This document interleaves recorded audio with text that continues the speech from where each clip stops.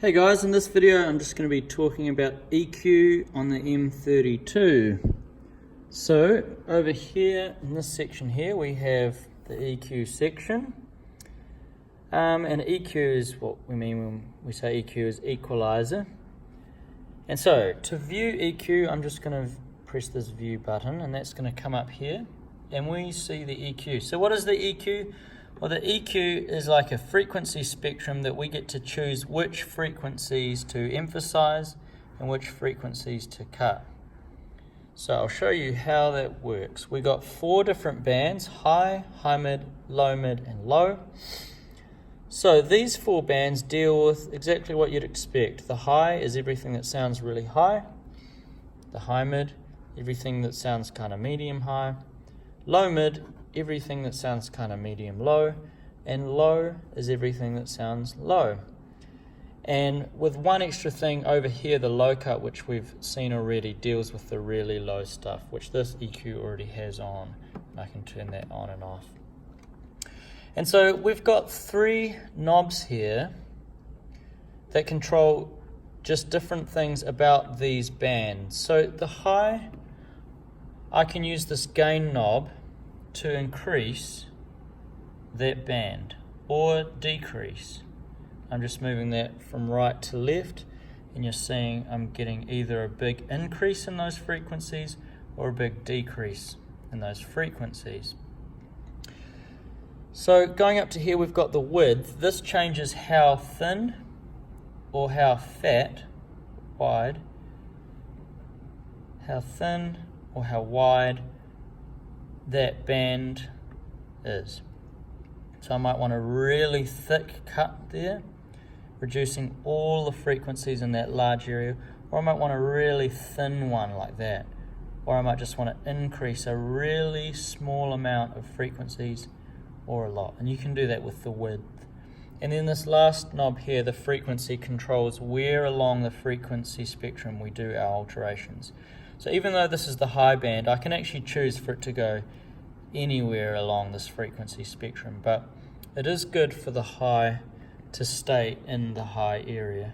So if I wanted to now select the high mid, I could do all the same stuff with this band. So just a couple more things with EQ. We can actually change what that kind of band is, whether it's like a bell curve like this, and you can see that on here, that's like a bell. If I press mode, it's going to change it to a shelf. So that there is now a shelf.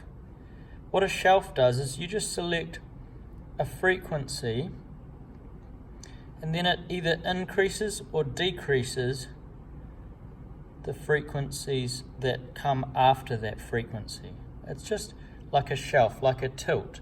You're tilting the whole high end up or tilting the whole high end down. So another thing that you can do is actually, we'll change this here to make that a high cut. So a high cut, it affects all the frequencies after a certain frequency point, but you can't make it increase, it only decreases. And that mirrors this over here, the low cut. So you might want to cut all the frequencies above a certain frequency. So for that you would do a high cut. And there's just one last option there, another bell that has a slightly different shape. That's a slightly thinner one. So there it is, that's changing the shape of the band. These 3 change the width, the frequency and the gain, and these are our 4 bands that we get to choose from. So just a couple of things about EQ. What is it used for? Well, EQ is choosing which frequencies we emphasize and which frequencies we cut and which frequencies we just leave the same. So the first thing to do would be what's called corrective EQ, and that's like surgery. So if there's a really bad sound coming through, something annoying, something grating, we use what's called corrective EQ.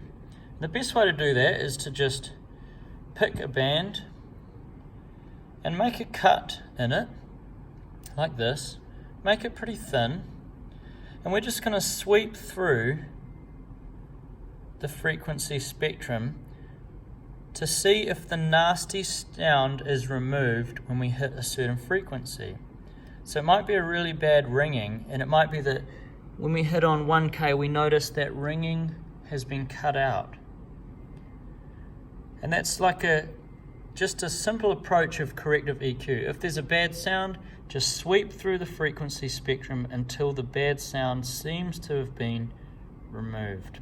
And of course you can do that with another band as well. You can remove more than one at once. So that's what we call surgical EQ or corrective EQ. Another one, once you've done the surgery and it's sounding nice, there's nothing offensive in the sound, you might want to just accentuate some of the frequencies. So it might be that the snare drum just wants to sound a little bit beefier in the low end, and you might just give it a little bit. I mean, you'll want to do this depending on how it actually sounds rather than just a formula, but maybe you'll just give it a little boost there just to accentuate that thick part of the sound. Or it might be, let's say, on a lead vocal, you just want a little bit more clarity in the high end, just a little bit of that really high sparkle. Maybe what you could do is turn it into a shelf and just go to the very high end there. And what I'm doing is just giving the vocals a really high sparkle increase, just the really high air frequencies up the top end. So that is just a very basic way of dealing with EQ, is choosing which frequencies to accentuate and which to cut. And it's a tone shaping thing. As we do these things, our instruments are going to sound either more full or more crisp or more brittle or more thin, whatever we're after. It's a tone shaping thing, and I would recommend just playing around, but also looking up on the net. There's some great advice on which part of the frequency spectrum should be accentuated on different instruments. So that's just a basic introduction to EQ.